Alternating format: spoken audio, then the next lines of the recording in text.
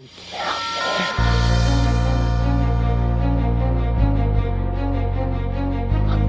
out, man.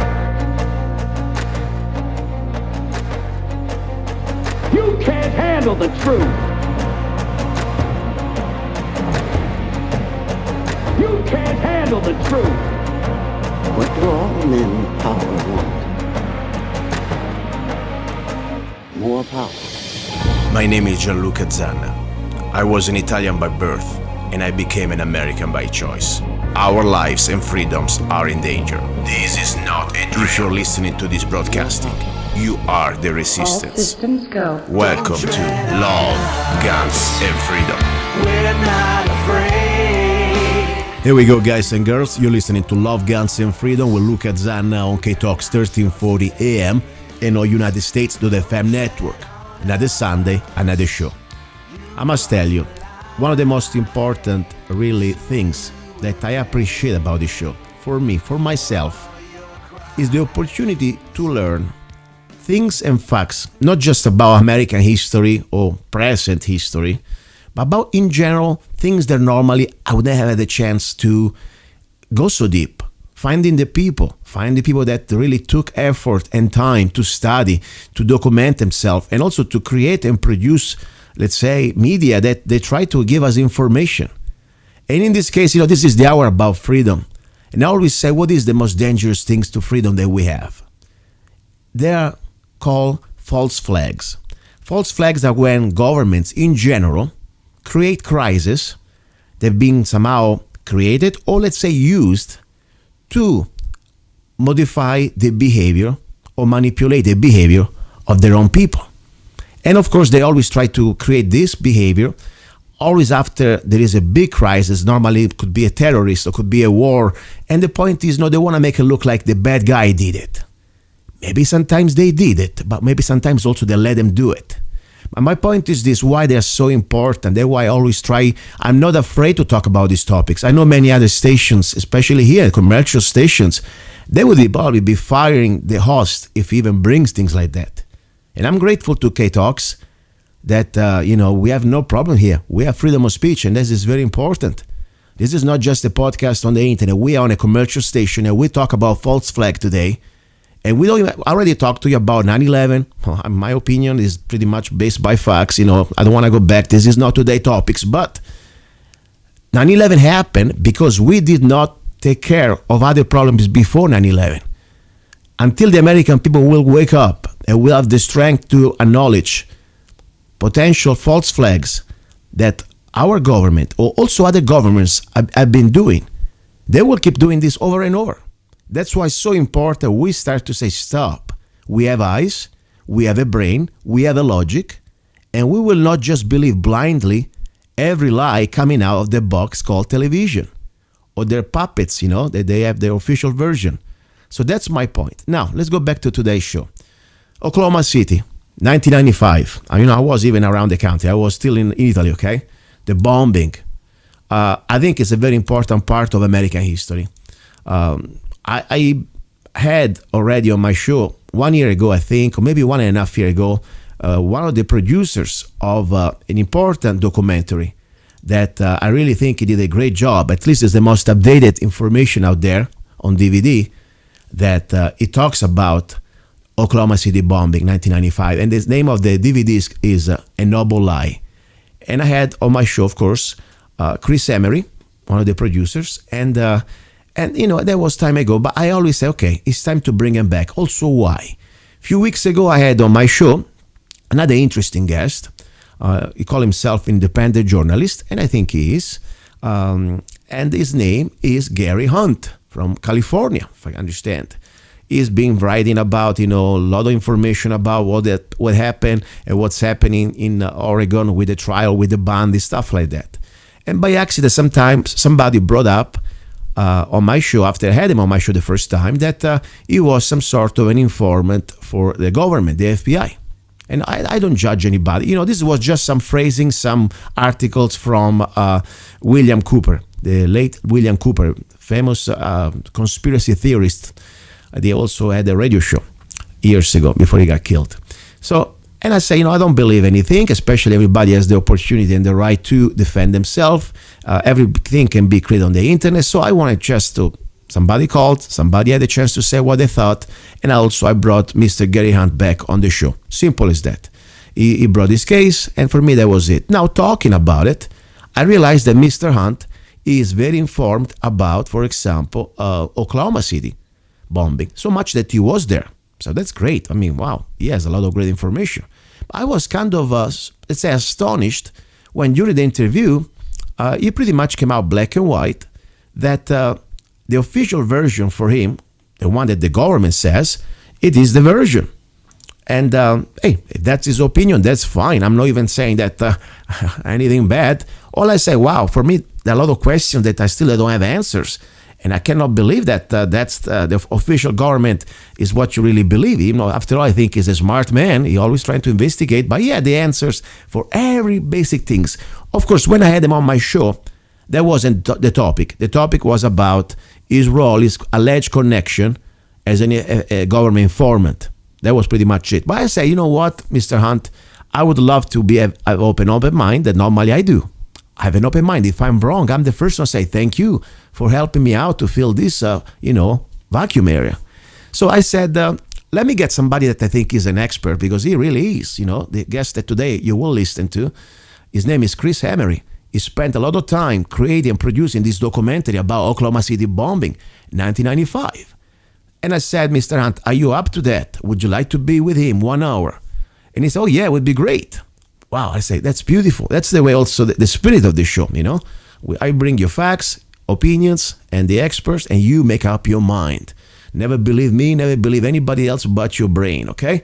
So after that, though, I have to publish my interview with Gary Hunt. And all I did in my little YouTube interview, I put it that Mr. Hunt supports government version, answers allegations, and agrees with the official version of Oklahoma City bombing. That was it. I mean, that's exactly, if you listen to the interview on my YouTube channel, you can figure it out. That's exactly what it says. He got kind of sour, and I didn't like the way I mentioned it or awarded it. Or somehow, anyway, he unfriended me. And I said, please, let me tell me how you want me to change it. I will change it. I mean, sometimes, I also believe maybe my English, since it's a second language, I may say something a little stupid. Honestly, I didn't. Because that's exactly, I just reported what he believes. So anyway, today we are here. I wish Mr. Gary Hunt at least was still my friend and talk to me, but maybe it will in the future. I don't know. I'm here. I have done nothing to him. Meanwhile, I have here Chris Emery, that, as I said already, is one of the producers of the documentary A Noble Lie. And today's goal is to make a case, like we are in front of the court of a public opinion, to bring facts and questions answer, or at least try to figure it out, the real answers, of what really happened that day in Oklahoma City, 1995. Chris, are you there? Yes, Luca, go ahead. Thank you for having me back on your show. I know it's been a while, but it's always an honor to be back. Hey, thank you. I hope you didn't fall asleep with my little intro. No, it was a great intro. Very thorough. I Good want job. to be sure everybody understands why we're here, and also why Mr. Gary Hunt is not here. And if he will listen to the interview, I'm sure. Hey, Mr. Hunt, you're always welcome here. I wish you would be, as I said, I'm a civil person. At least I didn't do anything bad to you, and I don't know why you unfriended me. But I'm always here open to you, and you have the opportunity to come here. Now, let's go back to us. A little introduction about you before we start. And also, more important, let's talk briefly about the documentary Noble Lie. And then we will go into facts. Let's say the strategic questions that normally make no sense. That people must say, wow, the government didn't give us all the answer. First of all, who is Chris Emery? Well, I've been in radio, television, and film for 36 years. I was working in front of the camera, first as a print model, then a bit actor, and then did several national commercials, bit parts in television movies. But I discovered after being on the set for those 18 years that the money was to be made working on the crew, actually behind the camera.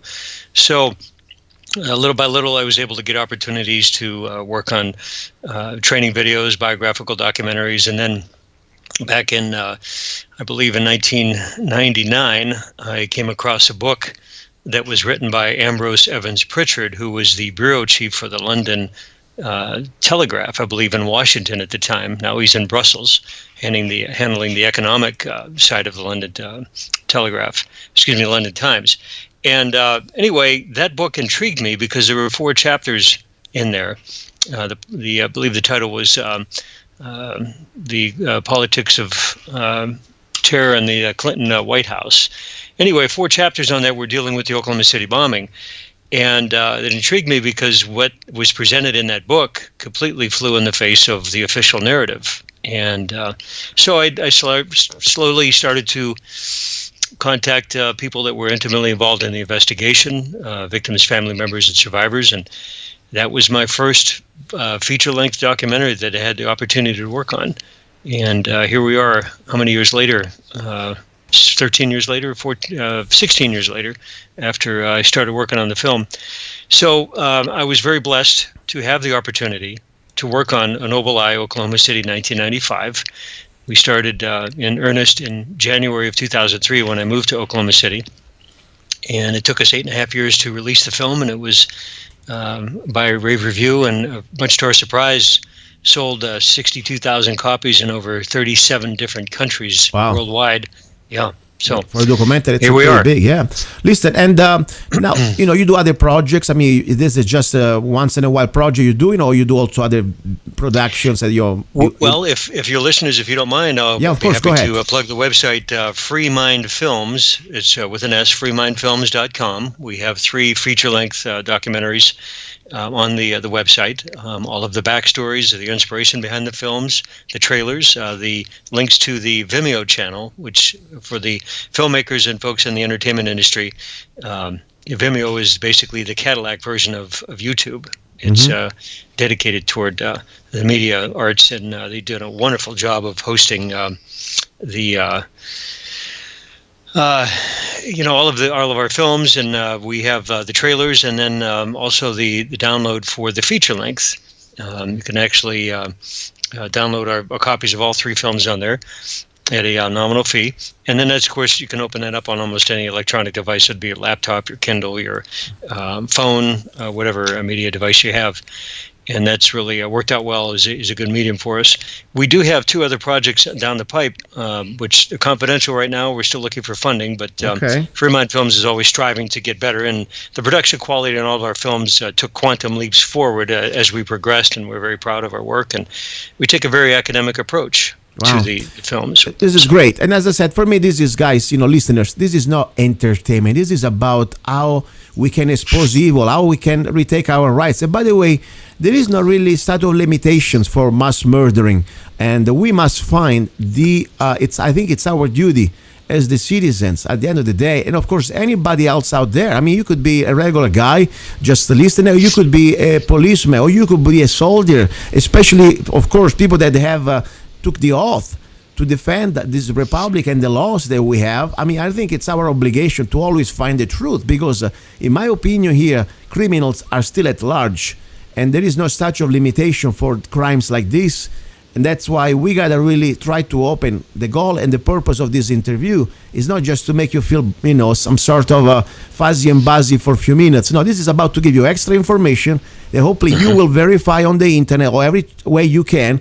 And then when you say, my God, this is true, Luca Zanna is not crazy, Emery is not another crazy, they're not doing drugs there, they really have something serious, then it's your duty to get whatever media you want. I suggest you to get, of course, A Noble Light's a great compilation of also information, and start to wake up your next fellow man, American, maybe your family member, maybe your congressman, whoever you want. Only when we reach critical mass, at that point, we can say, okay, now we have the chance to start to really go deep into the rabbit hole and drag these snakes out of their holes. That's because these snakes that deep into the holes, and we can just, few of us cannot make it. Now let's start. First of all, let's make the case. You're in front of the public opinion of the American people, and I would like you give the official version of 9/11 of Oklahoma City, and then you start to give, according to your study and what you found out, and expose in the documentary the questions that probably we never had the real answers. You make the case. Go ahead. Okay, well, that's exactly what we did with the film. We took the first 10 minutes to present the official narrative, and we completely destroyed that, and then built a narrative that made much more sense based on documentation provided to us by 3 retired FBI agents, a retired CIA agent, local, county, state, and federal law enforcement that were very supportive of our work. They couldn't come out directly because they had their pensions, their careers, some had their lives at stake. So we, as a film crew for 8.5 years, this is from January of 2003 until we released it, were kind of the lightning rod for a lot of these people.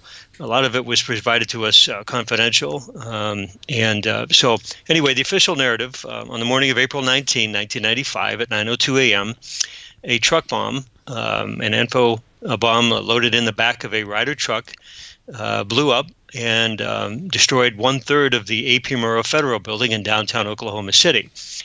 And that was Timothy McVeigh was the sole perpetrator on that. He lit a fuse, and this is where, and I'm not going to be trite here, but this is where the lunacy starts. The official narrative by the FBI says that McVeigh had lit a fuse in the cab of the truck, which went through a hole that was drilled through the cargo box, and then that is what ignited the dead cord and everything, lit up the info to blow up. After McVeigh had enough time to exit a smoke-filled cab in this truck and casually jaunt across the street, climb into his Mercury vehicle, and 4-door vehicle, and speed away, allegedly getting on the highway to go north on Interstate 35, north of Oklahoma City, to be stopped, I'd say about maybe a 20-minute drive south of the Kansas-Oklahoma border.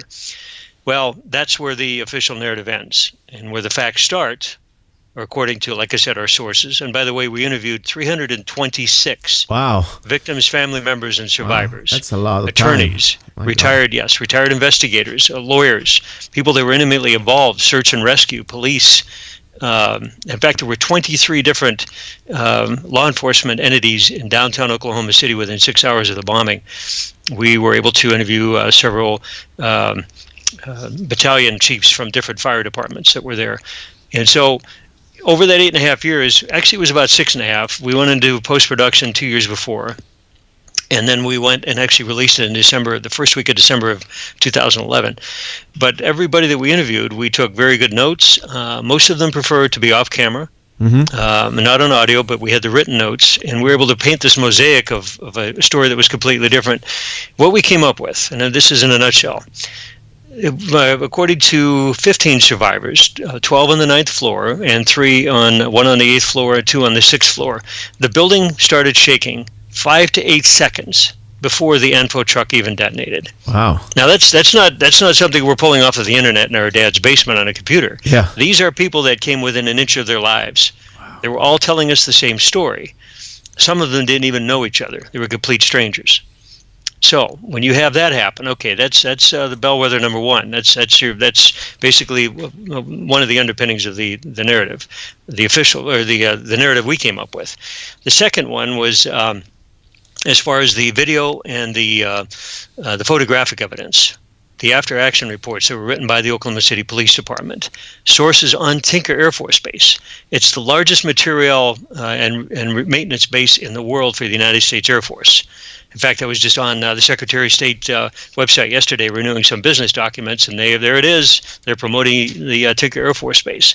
They repair a lot of the planes for the Marines, the Navy, U.S. Air Force, and they even do the contract out for some foreign military entities. So anyway, the photograph and Media Lab on that base, one of the, he's since retired many years ago, this individual gave us the original slides and photographs and negatives that were taken on the debriefing from the search, not the search and rescue, but the search and recovery. This is long after any survivors would have still existed there. These were just to recover the bodies in a respectful way.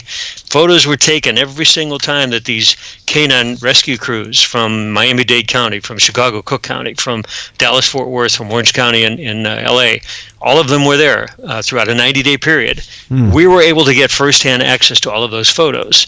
Some of those photos are actually scanned in the film under 700 DPI, video digital quality. So looking at those and the photographs and they're supplied by the Oklahoma City Police Department and the Oklahoma County Sheriffs, showed that there were at least 23 devices in the building. Wow. Only 3 of them went off. Oh my God. The other 20 did not detonate because the mercury switches. Now, this is the key, folks. Mercury switches, this is a professional. You don't buy the stuff off the shelf at a hardware store. No. These are custom-made brass fittings on these mercury switches and the detonation devices on the actual ordnance that were strapped to the support columns of the A.P. Murrah building. The FBI knew it. The CIA knew it. And we got that by way of 3 individuals that were at the Oklahoma County Sheriff's Department. They were sitting on the curb having coffee and sandwiches next to FBI and CIA, and they just blurted out, of course, out of the earshot of the media, that there was there was basically odorous remnants of C4. Yeah. Coming out of that building. Wow. Which that's a professional hit. Now this is not an amateur job. One thing I was going to tell you, first of all, and without even mentioning names, because he's not the only one, but one thing I was told by Mr. Hunt and other people that normally they completely deny any type of alternative. This is not conspiracy. The conspiracy is against us. This is like a factual difference of opinions based on facts. Okay, the point is that they always say, you gotta, all this information is got from sources from the internet. I mean, look at this: 8.5 years and hundreds of first-time witnesses, interviews, real records taken from official sources like photo. That's why I said, guys, it's a small price to pay, especially if you want to honor the people who are dead.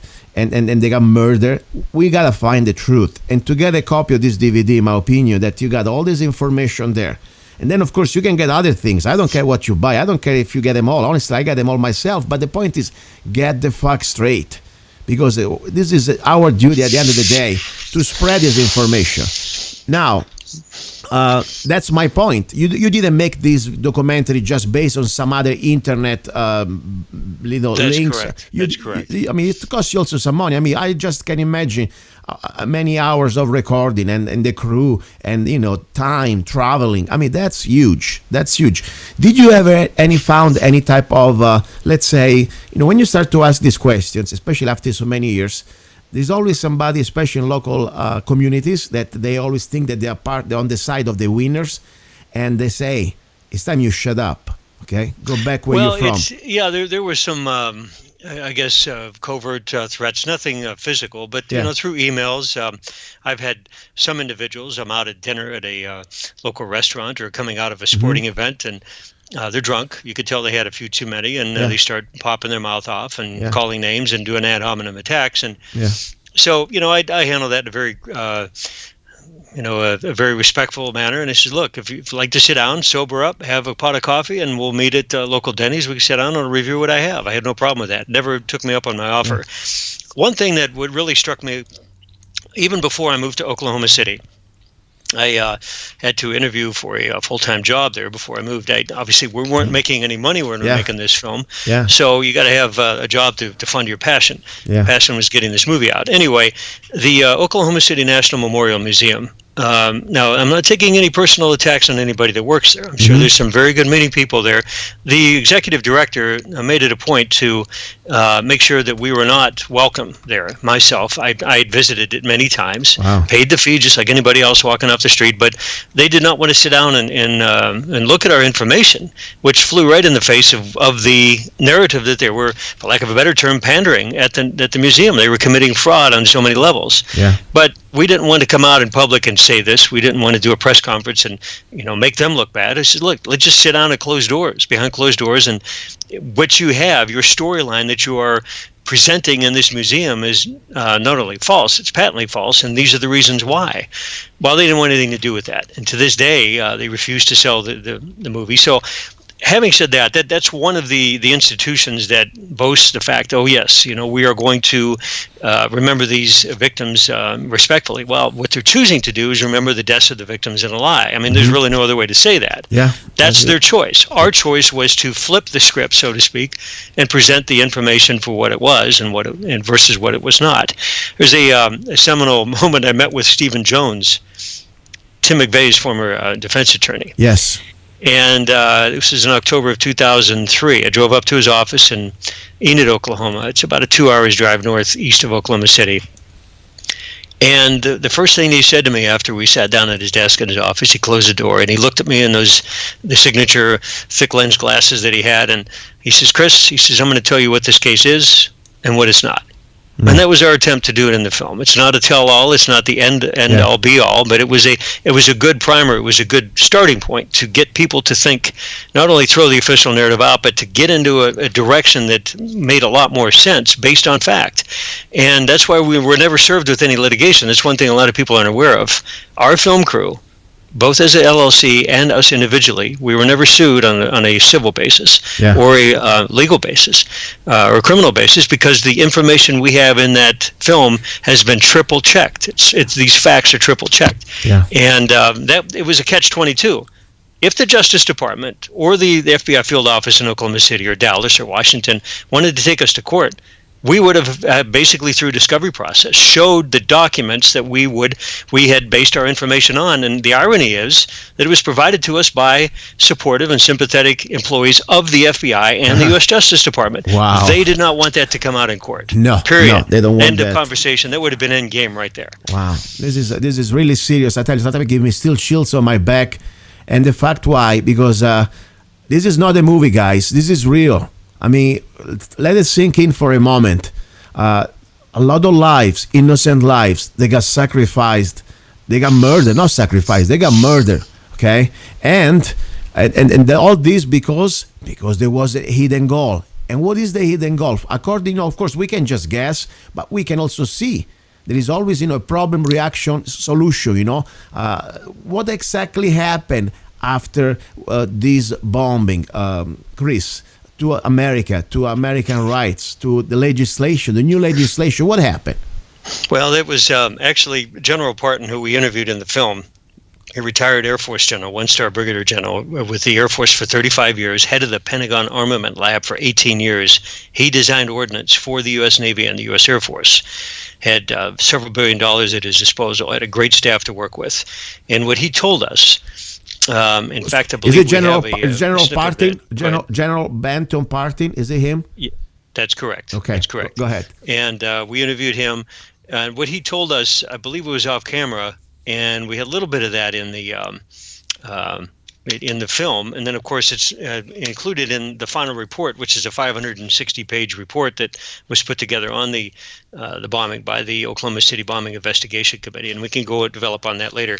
But General Parton says there was already enough anti-terrorism law on the books already. The 1995 Omnibus Anti-Terrorism Act was passed by the U.S. House, and it was still floundering in the Senate. The Senate refused to pass it because it was overreach. Yeah. It was overkill. There was no reason to have this. Yeah. You may have been in Stasi, East Germany, for Pete's sake. For what? Anyway, the reincarnation of that was actually the Patriot Act, and it was passed, railroaded through, I believe in 2002, right after 9/11. Exactly. So, but this was the first attempt to get something like that on the books, and the House passed it with flying colors. It was the Senate that was locked down, and the Clinton administration was furious. They wanted to get it through, and the Senate says not only no, but hell no. It took the victims of they flew these folks in, they bust them to Capitol Hill.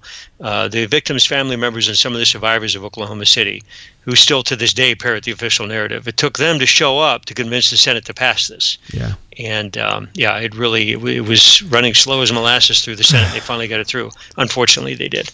This is sad because, as you said, there are still people out there that you cannot even have a logical conversation. They're like completely psychologically under mind control. I really believe that. Just because you say, if you really want to honor the fallen, if you really want to honor the victims, stop being a jackass, open your brain and be civil for 1 hour. Look at this evidence with your brain and do not just follow the orders because you've been somehow so arrogant that maybe you were wrong and you want to continue to be wrong. And also another thing, I think also there is an act of cowardice. Many people out there, they may know the truth. Not just about Oklahoma City bombing, also about 9/11. The point is, when the moment they admit that we've been lied by our own government, they don't even want to think that they need to start to at least speak up, at least do their duty. And that's exactly really at this point, that's where we are, because the information is out there. This is not the time, that we have internet now, okay? Differently from 30 years ago, we have internet and we can grab a lot of information.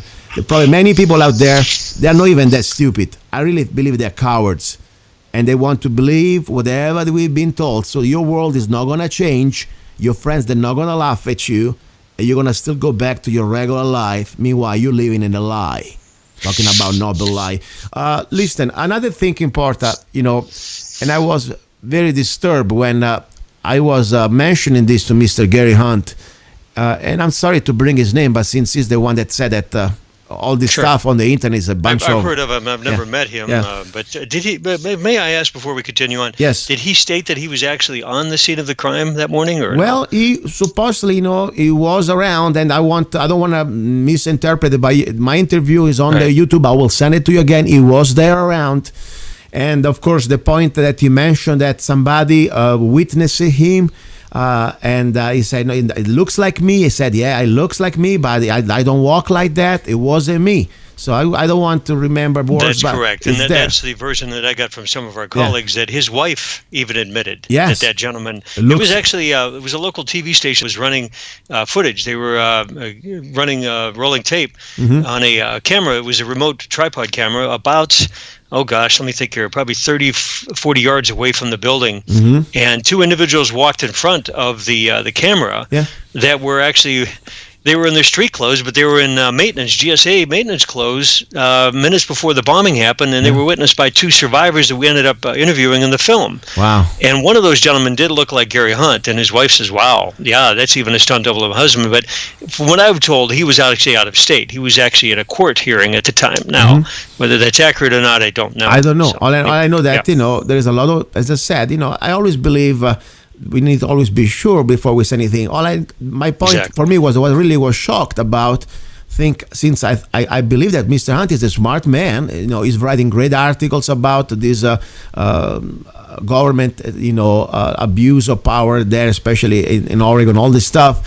And he goes really deep into the information. I thought, wow, now maybe you know something that I don't know, because he was pretty much discrediting everything I knew about 9/11, Oklahoma City bombing, especially when it comes down to the real facts that I think. For example, I mentioned that there were some local news. Immediately, they confirm what you just said, that they were found many unexploded devices in the building.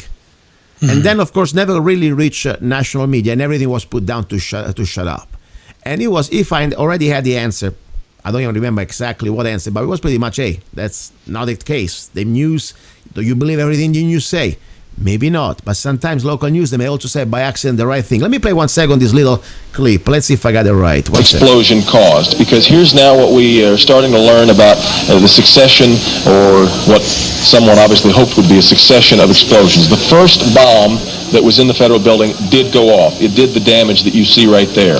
The second explosive was found and diffused. The third explosive that was found, and they are working on right now as we speak, I understand, both the second and third explosives, if you can imagine this, were larger than the first.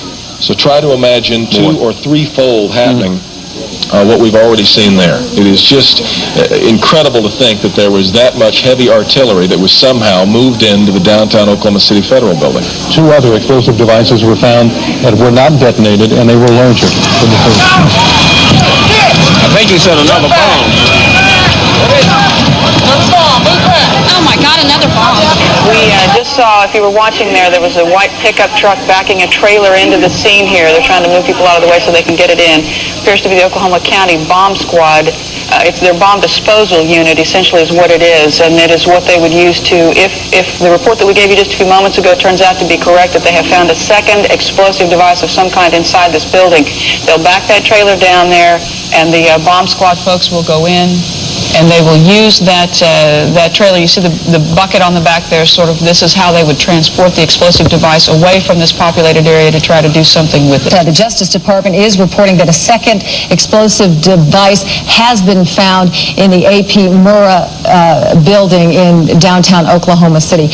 Mike, you're still with us, aren't you? Yes, I am, and I might tell you in addition to that, in fact what we were told at the scene a few minutes ago was that in fact 2 different explosive devices were found in addition to the one that went off. So a total of 3. A total of 3. Now confirmed through federal authorities that a second bomb has been found inside that federal building in Oklahoma City. It was an explosion at 9 o'clock this morning that did that damage you're looking at right there, blowing off the entire north face of that building.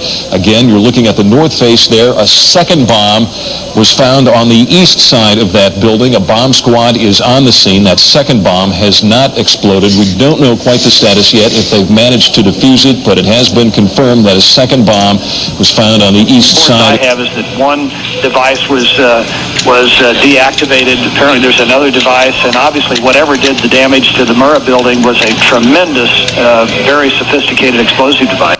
By the way, that was the voice of former governor of Oklahoma, Frank Keating.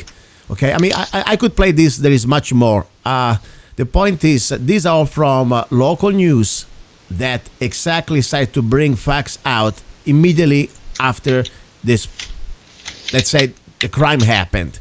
What do you think? I mean, because the first thing I was confused about, Mr. Hunt pretty much discredited this local news. It's like almost they got their information wrong. I don't think that's really the case, in my opinion. I mean, it seems like pretty much even the governor, I mean, we have him here on audio. I mean, correct. And let me, if I may develop on that real quick. Go ahead, please. We have a few minutes. Yes. Devin Skillian was the PM anchor for Channel 4. It was an NBC affiliate in Oklahoma City. He had signed a contract with Channel 4, also an NBC affiliate in Detroit, but I think it was at least a month and a half to 2 months before the bombing. He had to write out his contract with Channel 4 in Oklahoma City. He had done the evening news the night before, on April 18th. He was in bed when the bombs went off, the multiple ordnance in the building. He felt the ground shake. He literally woke up.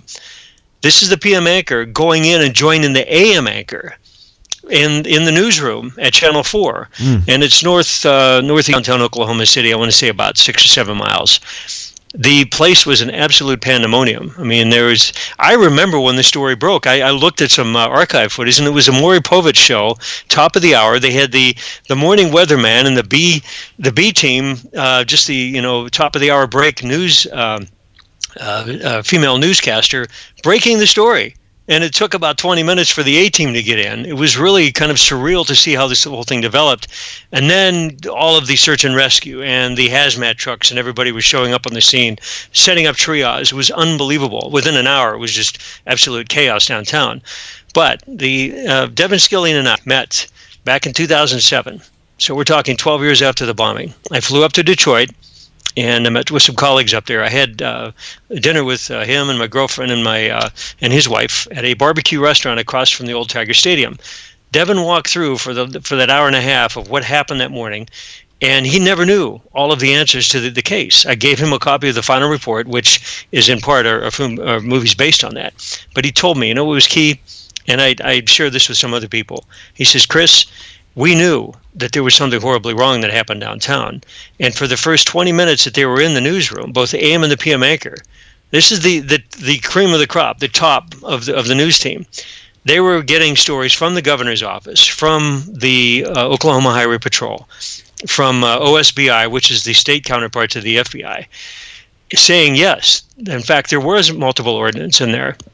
Within 4 hours after the bombing, the big shoulders from Washington, D.C. fly in on 14 C-21 Learjets. And we saw this from the logistics and all of the flight manuals. Wow. And all of the logs from the airbase. Wow.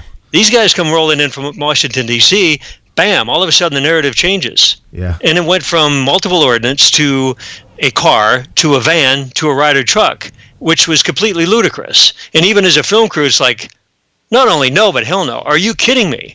And once I had that dinner with Devin, I says, wow, this is where all the pieces fall together. Devin Skillian knows it.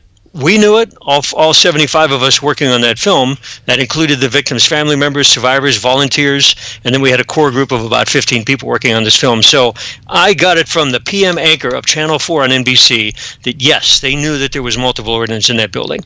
And they were told in no uncertain terms, not by the FBI field office in Oklahoma City, but by the FBI headquarters in Washington, D.C., to pander in a narrative, which we later found out made absolutely no sense whatsoever.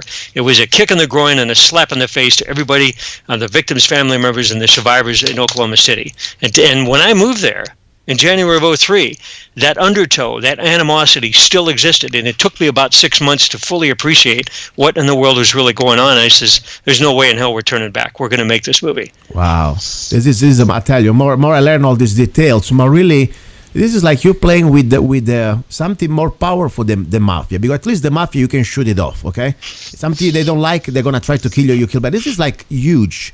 This is like a hidden part of the government that somehow took over our republic, and they are completely writing history and manipulating facts and allegedly, of course, committing huge mass murdering crimes and go unpunished. And I tell you, the fact that you go there, you with your colleagues and your partners, business partners, and trying to bring this evidence out there, I'm amazed that you're still walking around, seriously. Because well, this thank you, it. and we were very, very blessed. And I'm going to tell you, Luca, and this is something that I did on. We co-hosted the Alex Jones show many years back in 2012. Yeah. A very good colleague of mine, Holland van der Nieuwenhof, and I were blessed to be able to about 2.5 million people listening to that show. Yeah. And we came out and says, whatever power you believe in, whether it's Allah, Buddha, Muhammad, Jesus Christ, Martin Luther, whoever, you have your deity, whoever you believe in. I happen to be raised in the Christian faith. I know there's other people that have not. I respect that. Yeah. Okay. But when you do good, good is going to follow you, regardless of what it is. And we weren't naive, we weren't cavalier, we weren't immature. We knew that there was a threat there. But every single turn that we made when we needed something, whether it be funding or computer software or hardware or camera equipment or moral support, it just appeared. It was unbelievable. It got to the point where we just stopped keeping track. We just were very focused. We kept our eye on the ball. We just wanted to get the film out. And we were extremely blessed, and we still are. We're still getting information. I get emails, I get texts, I get calls 2 or 3 o'clock in the morning, maybe once a month, of people still wanting to give me information. They says, "How did you get my phone number?"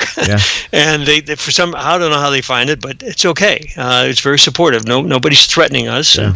That's great. So. There's so much more. I mean, listen, 1 hour you could even scratch. My point, all I want to do here, give you the curiosity.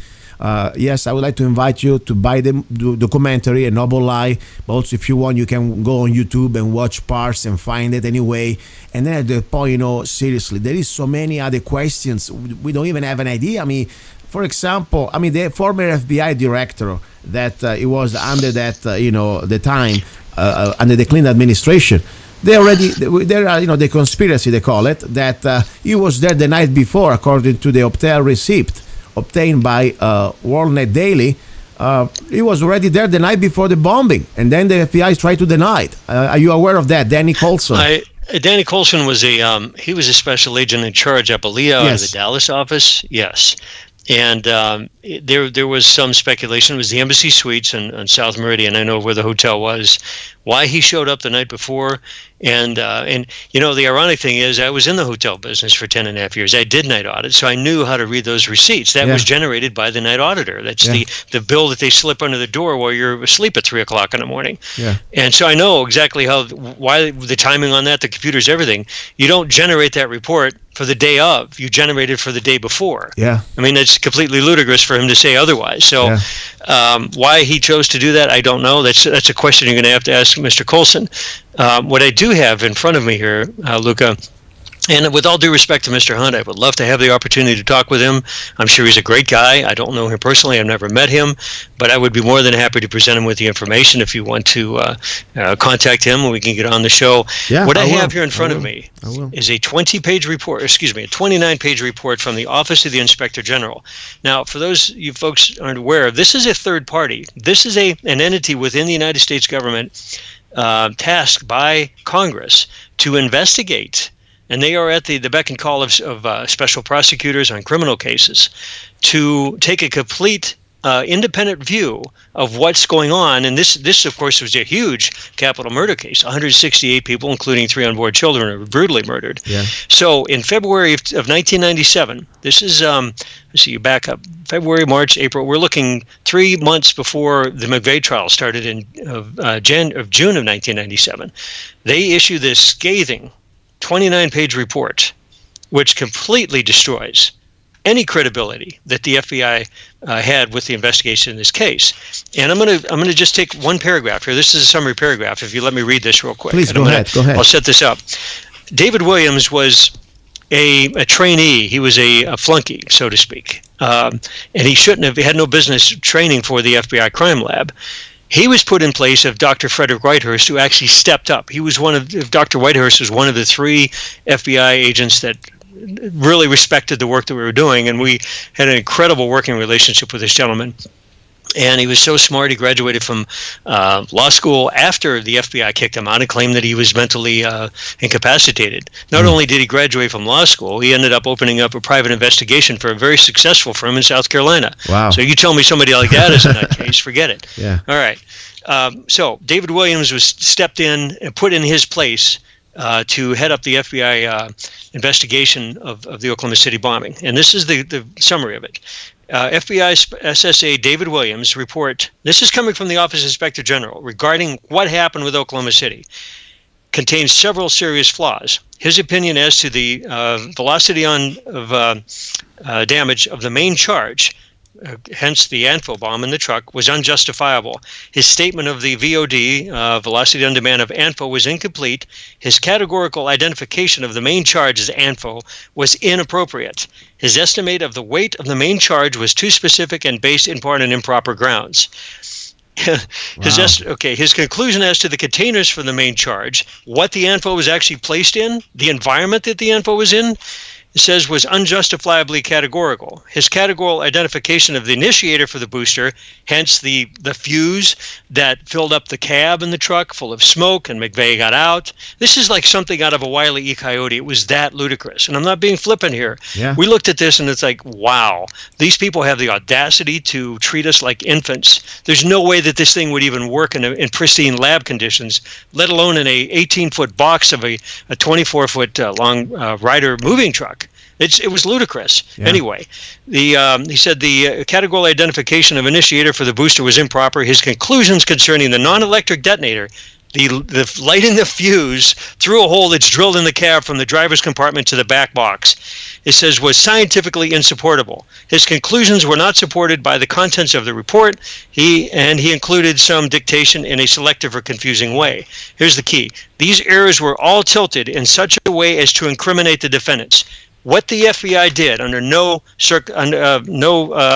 doubt at all, was to shape the evidence to fit the prosecution versus the other way around. Yeah. Unbelievably criminal. Yes. We are troubled. They finish this. We are troubled that the opinions of Williams' report may have been tailored to conform the evidence associated with all the defendants. Let me review this real quick. Incomplete, inappropriate, too specific and based in part on improper grounds, unjustifiably categorical, improper, scientifically insupportable, and selective in a confusing way.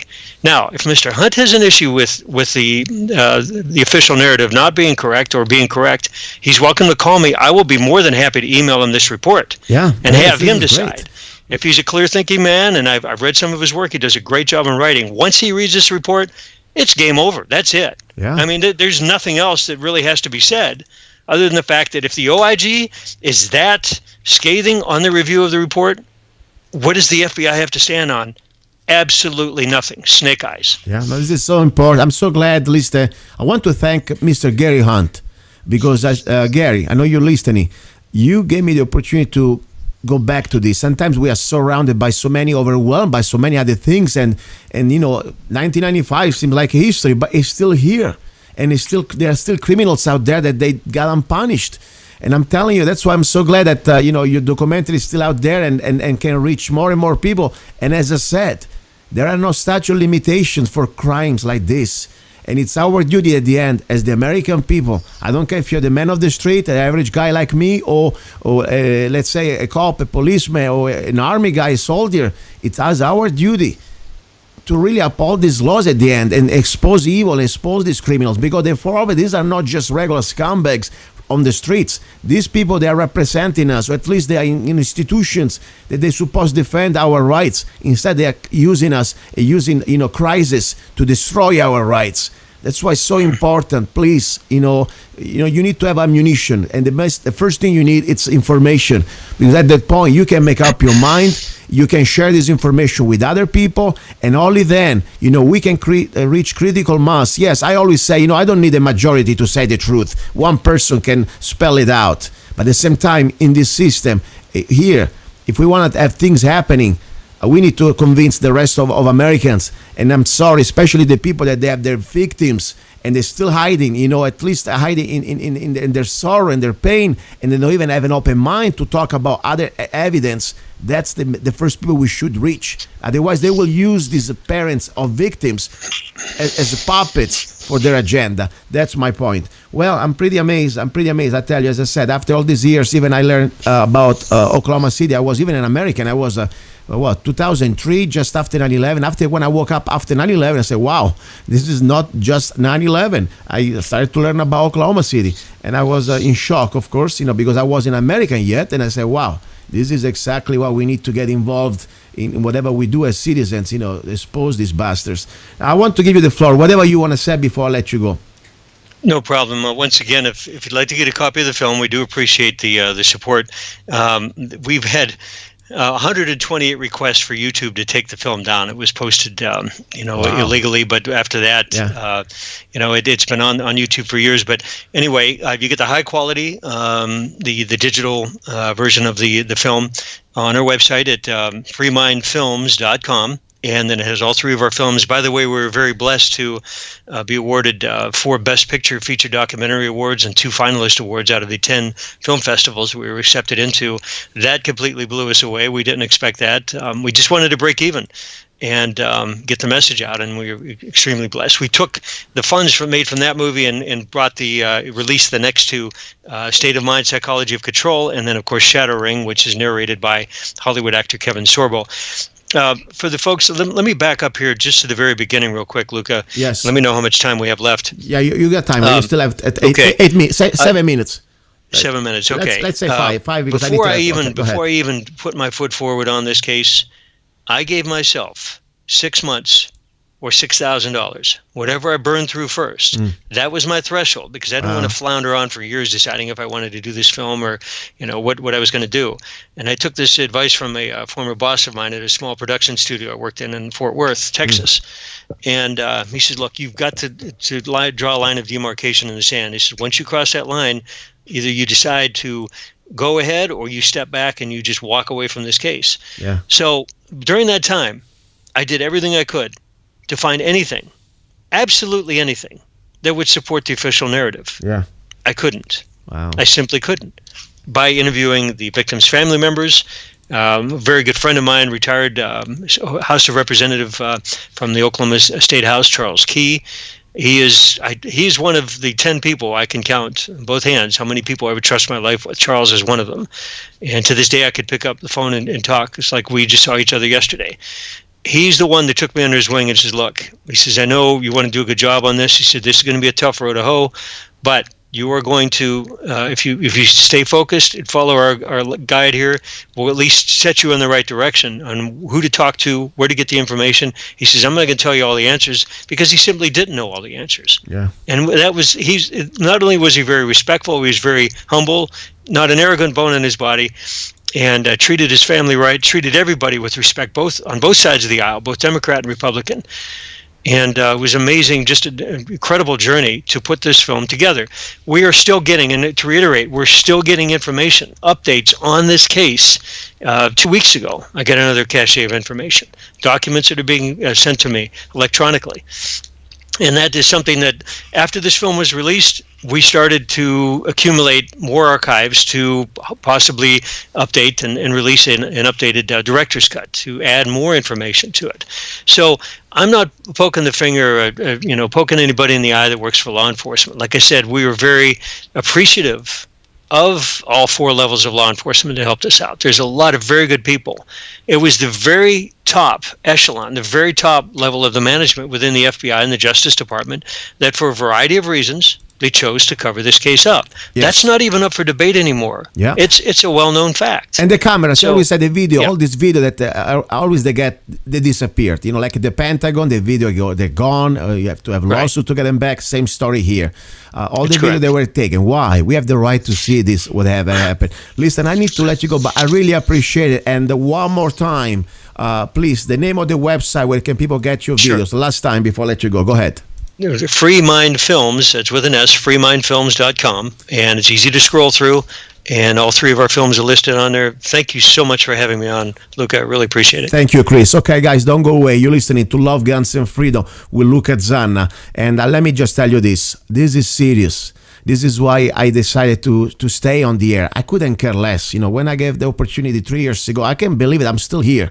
And when I understood the opportunity that I had, I don't care if the audience is just between the tri-state area in here in Arizona, California, wherever, Nevada. The point is now through the internet, we are reaching many more people. And people normally, they're also from other countries. And people say, why do I even bother to get this information to, let's say, people in Sweden or in Italy? Guess what? Because if they do it here, they can do it there too. It's up to us to wake up as human beings, wherever you are, and understand that there is a global plan to completely dominate us, to enslave us. And they will use every tool they can, everything they have on their book, even committing false flags. And today, hopefully, maybe for some of you may say, hey, I learned these new things. Or maybe, I don't believe you, Zanna. Let me go check it out. And I really commend you for that. And if you are maybe local politicians, especially in our area, Mojave County, let's not forget Kingman, Arizona, is where Mr. Timothy McVeigh was here. He came from here. His family was here. The FBI moved here. You guys, FBI, you're still here. You've been stationed that time, 1996, you already moved here. You never left. And my point here is one. We must know the truth. If we don't know and understand what really happened, we will believe whatever lies we've been told, and never is going to change. We will go deeper and deeper down to be even more slaves. Now, little break. We're going to have a little bit of a Zanna coffee break. Don't forget, if you want to support the show, I don't go out and beg for sponsors. Thank God. Otherwise, with the topics I touch, normally, it's kind of touchy. Guess what? You can support the show.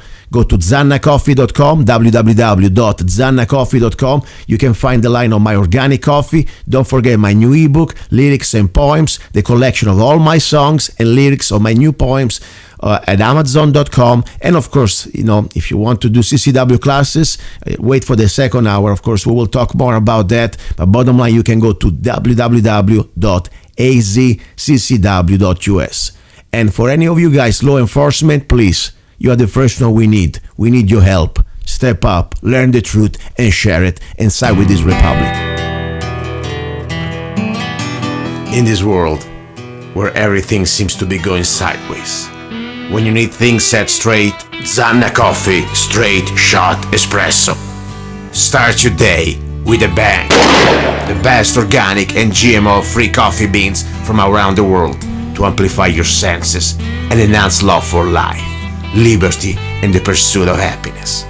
Zanna Coffee brings you happiness in every cup. Fair trade, certified, sustainable, organic coffee. That means we do not use slaves. Free Zanna songs with every coffee bag. Find Zanna Coffee at www.zannacoffee.com. www.zannacoffee.com.